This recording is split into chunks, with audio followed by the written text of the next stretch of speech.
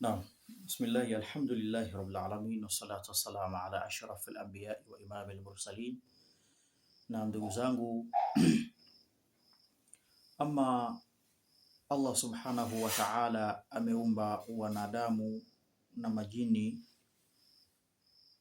kadhalika Allah amewaumba majini lakini katika hawa majini wapo aina mbili kama walivyokuwa wanadamu, kwamba wapo majini wa kheri na wapo majini wa shari ambao wale wanaitwa mashaitani. Lakini huu shaitani, hakuna hasa kiumbe anayeitwa shaitani. Shaitani inakuwa ni sifa ya kiumbe, kwa hivyo anaweza kuwa nayo mwanadamu vile vile kama anavyokuwa nayo jini. Kwa hivyo hii shaitani ni tabia, lakini kiumbe hasa anayeitwa shaitani hakuna.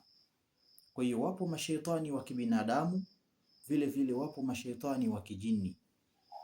Sasa kuna wengine katika watu wanakuwa wana majini katika miili yao, lakini nakusudia wale majini wa kheri ambaye mtu anapokuwa naye jini huyu mtu anakuwa wanamsaidia katika majambo kadha wa kadha, wanamsapoti katika majambo haya ama yale, hayo yapo.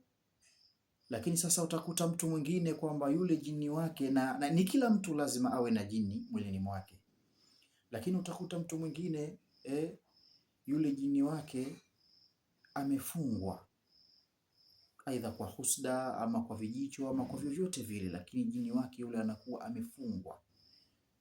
Umenielewa? Sasa utajuaje kama huyu jini wake amefungwa, ama utajuaje kama wewe jini wako amefungwa? Umenielewa? Sasa kuna ndoto ambazo pengine utakuwa ukizipata hizi, kupitia ndoto hizo utaweza kufahamu kwamba jini wako amefungwa, au mtu fulani jini wake atakuwa amefungwa.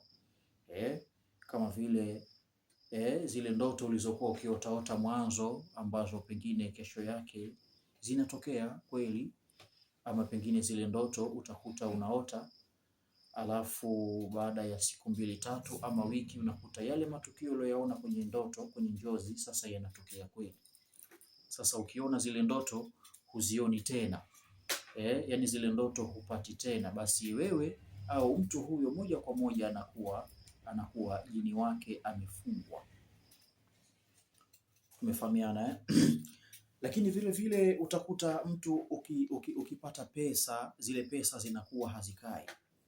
Unapata pesa leo, lakini ndani ya siku 2 zile pesa zinakuwa zimekwisha. Shafahamu? Ukipata pesa hili, mara linatokea tatizo moja ama lingine, unakuta zile pesa zinakuwa hazikai. Yani mikono yako inakuwa sasa kama imetoboka, pesa zinakuwa hazionekani. Kwa hiyo ukiona mambo haya aidha kwako au kwa yoyote, basi ujue kwamba moja kwa moja kwamba huyu mtu yule jini wake basi amefungwa.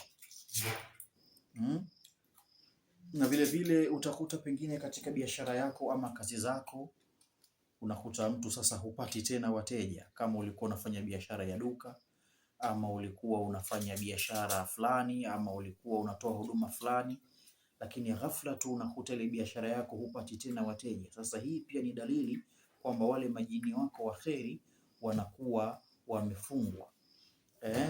Lakini vile vile utakuta mikosi, nuksi, mabalaa yanakuandama. Sasa hii pia vile vile unakuta wale majini wako wa kheri wanakuwa wamefungwa.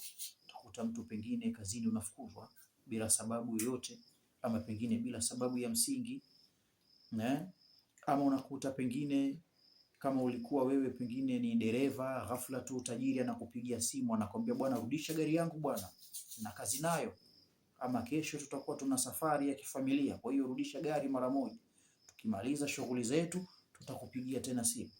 Haya mambo yote yanatokea, mipango yako inakuwa inaharibika, haiendi sawa kama ilivyokuwa mwanzoni. Sasa mtu kama huyu vile vile, au ukiona hali kama hii kwa mtu yoyote, basi ufahamu moja kwa moja kwamba huyu mtu wale majini wake wa kheri wanakuwa wamefungwa.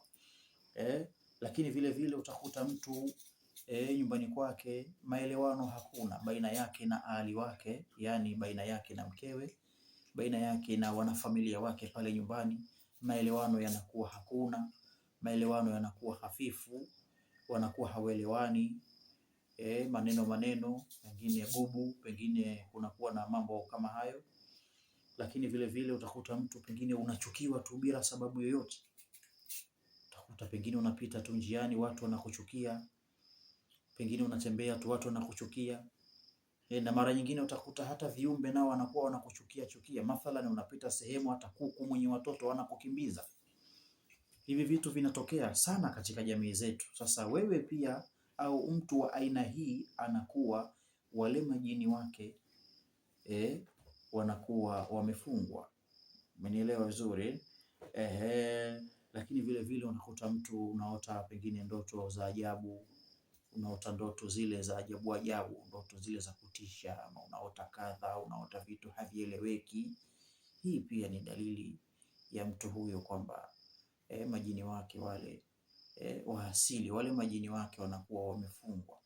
Lakini vile vile unakuta pengine una mipango yako kwamba bwana, mimi mwisho wa mwezi huu basi nifanye kadha, ama wiki hii basi kuanzia tarehe fulani ama siku fulani basi nifanye jambo kadha, lakini unakuta mipango yako haikamiliki. Unapanga mipango hii inaharibika. Unapanga miadi, pengine bwana, siku fulani nikutane na mtu fulani, tufanye jambo fulani, lakini hii mipango yote inaharibika. Sasa hii yote inasababishwa na wale majini wako wa asili, wale majini wako wa kheri, ambao kila mtu anakuwa nao majini hao, au anakuwa naye jini huyo jini sasa anakuwa amefungwa. Tumefahamiana na vile vile mara nyingine utakuta mtu ulikuwa unasali, mashaallah, unasali unafanya ibada zako 5 salawat, pengine wewe ile jamaa unakuwa haukosekani, lakini baada tu ya haya mambo unakuta wewe sasa msikitini huendi tena. Swala zako zinakuwa hazieleweki. Swala zako inakuwa ni za viraka, unaswali swala hii, swala nyingine hauswali. Ama vile vile unajikuta kwamba wewe unaswali, wapo watu wanaswali swala za mchana, lakini swala zile za kiza wanakuwa hawahudhurii msikitini. Yupo bwana mmoja ambaye namhifadhi, yeye bwana utakuta anaswali mathalan anaswali swala ya dhuhuri, anaswali swala ya al-asr, lakini swala ya magharibi, ile swala ya kiza, ile magharibi, isha na swala ya subhi, huyu bwana anakuwa hapatikani msikitini.